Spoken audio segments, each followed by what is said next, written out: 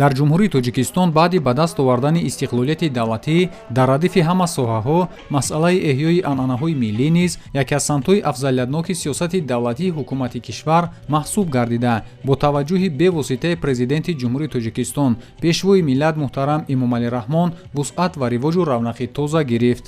либоси миллӣ ҳамчун як рукни муҳими фарҳанги миллӣ муаррифгари миллат маҳсуб меёбад ки арзишмандии маънавии онро ҳифз бояд кард то насли оянда низ ба он арҷгузору меросбар бошанд. бо мақсади ташвиқу тарғиби арзишҳои миллӣ, анъанаҳои неки ниёгон, муаррифии фарҳангу ҳунари волои халқи тоҷик ҳамасола дар вилояти Хатлон ҷашнвораҳои бошукӯҳ, фестивалу озмунҳои вилоятӣ, конфронсҳо ва дигар тадбирҳо амалӣ мегарданд ки яке аз инҳо фестивали вилоятии либоси миллӣ осури тамаддуни ҷаҳон мебошад. даври ноҳиявии ин фестивал дар майдони парчами давлатии ноҳияи Данғара бо шукӯҳу шаҳомати хос таҷлил гардид ки дар он бонувон аз 9 ҷамъияти шаҳраку деҳот, ташкилоту муассисаҳо, муҳассилини муассисаҳои таълимӣ, донишҷӯёну омӯзгорони донишгоҳу коллеҷҳои ҳудудии ноҳия бо иштироки фаъолонаашон либосҳои миллии тоҷиконаро тавассути роҳпаймоӣ муаррифӣ намуданд. баргузори фестивал яке аз тадбирҳои гиромидошти арзишҳои асили фарҳангӣ буда, он ба тарғибу ташвиқи либоси миллӣ, пешгирии бегунапарастӣ, баланд бардоштани мақому манзалати нақшонигор, сӯзанидӯзиву гулдӯзӣ ва матоъҳои миллӣ, намоиш додани ҳунари волои тарроҳону ҳунармандони ватанӣ равона гардидааст. бо талошҳои пайвастаи пешвои муаззами миллат муҳтарам Эмомалӣ Раҳмон дар баробари расму оинҳои миллӣ ба масъалаи либос низ аҳамияти махсус дода шуд. яке аз чунин либосҳо ки бо он дар ҷаҳон халқи тоҷикро шинохтаанд, чакани тоҷикӣ мебошад. моҳи ноябри соли 2018 чакан ба феҳристи мероси ғайримоддии ЮНЕСКО ворид гардида дар арсаи ҷаҳон маъруф гардид.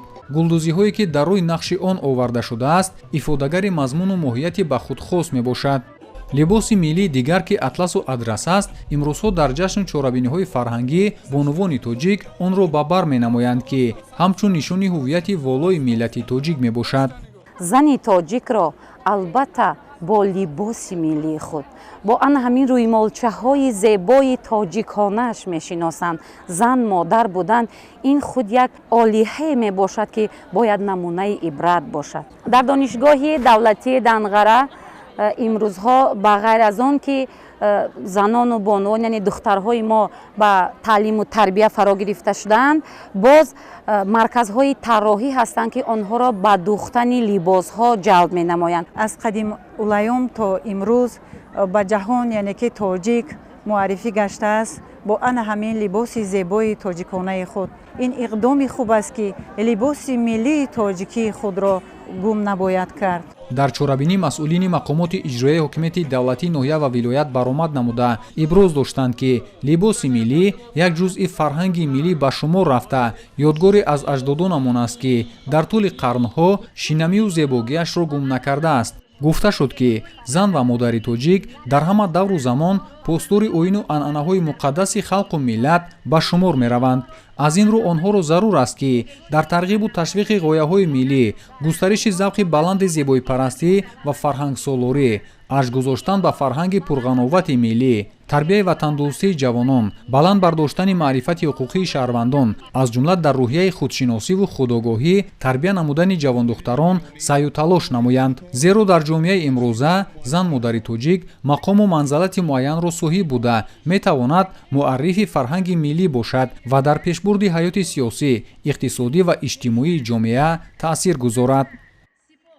дар идома ба як қатор иштирокчиёни фаъол ва роҳбарони ташкилоту муассисаҳо ки дар чорабинӣ фаъолона мусоидат намуданд, бо ифтихорномаву сипосномаҳои мақомоти иҷроияи ҳокимияти давлатӣ, вилоят ва ноҳия сарфароз гардонида шуданд.